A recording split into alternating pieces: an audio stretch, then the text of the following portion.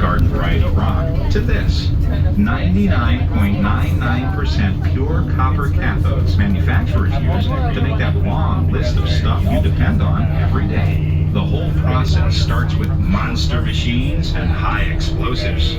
At the Bingham Canyon mine, teams of blasting experts drill 12-inch diameter holes 56 feet into solid rock, fill the holes with about 1,200 pounds of high explosives, and boom!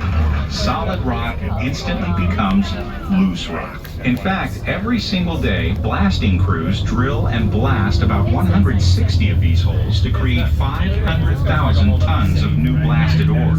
So exactly how much is 500,000 tons? Well, a humpback whale, one of the world's largest animals, weighs about 50 tons, which means you'd need about 10,000 of them to balance the scales. So how does Kennecott deal with this nearly inconceivable volume of blasted rock?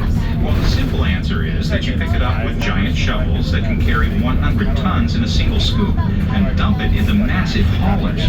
These trucks are capable of hauling 320 tons, or about 6 whales, and are about the same size as an average 2-story house. These huge hauling machines carry the blasted rock, which contains minerals called ore, out of the mine and drop it into one of the world's largest rock crushers.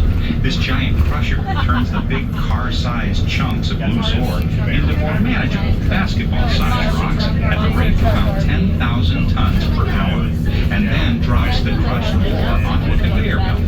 The conveyor system, which is basically a giant moving sidewalk for rocks, carries the ore through a 3-mile tunnel, then continues up hills, down hills, and past 6 transfer stations until it reaches the Kennecott grinding facility.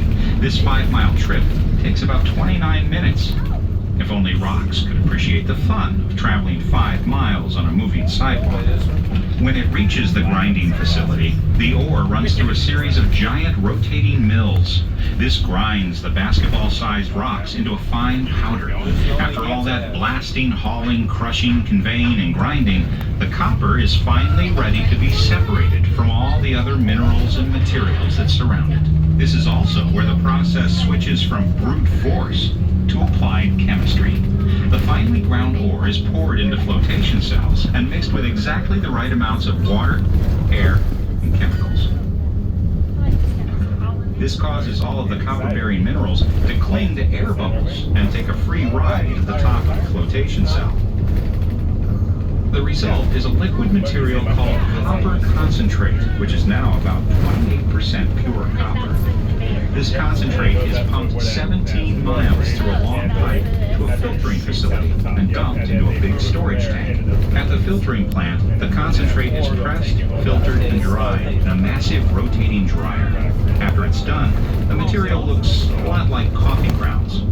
This powder goes into a large, very hot flash furnace, which causes the dried concentrate to melt and turn into a molten metal called matte copper. During this process, sulfur gases burn off and are then captured and cleaned. A combination of iron and silica rises to the top, and the heavier copper matte sinks to the bottom. This matte, which is now about 70% pure copper, is collected, cooled, and sent through yet another series of furnaces. This burns off most of the remaining impurities and leaves us with molten copper that's about 99% pure. This nearly pure copper is poured into 700-pound copper plates called anodes and left to cool. 99% pure copper is good, but getting to 99.99% takes a little extra molecular mojo. The anodes are shipped to a final tank house facility where they're sandwiched between stainless steel plates and loaded into big square tanks that are designed to conduct electricity. The tanks are filled with an electrolytic solution that creates positive and negative electrical currents, just like the world's biggest car battery. This current causes the pure copper ions to jump to the stainless steel plates. It's a pretty strong attraction. The result is a 99.99% pure copper cathode. These cathodes are stripped away from the stainless steel plates, corrugated, strapped together into 5,000-pound bundles, and whisked away to their final destinations. And finally, they're turned into cell phones, computer components, copper pipes, copper wire, and many other things that make our modern lives possible. That's the amazing story of how we take copper from this 99.99% pure copper. It's not easy, but when you stop and think about what our lives would be like without copper,